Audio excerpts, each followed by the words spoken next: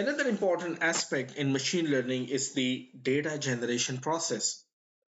We know that there is an explosion in the availability of the data, and there must be a process or device that generates the data.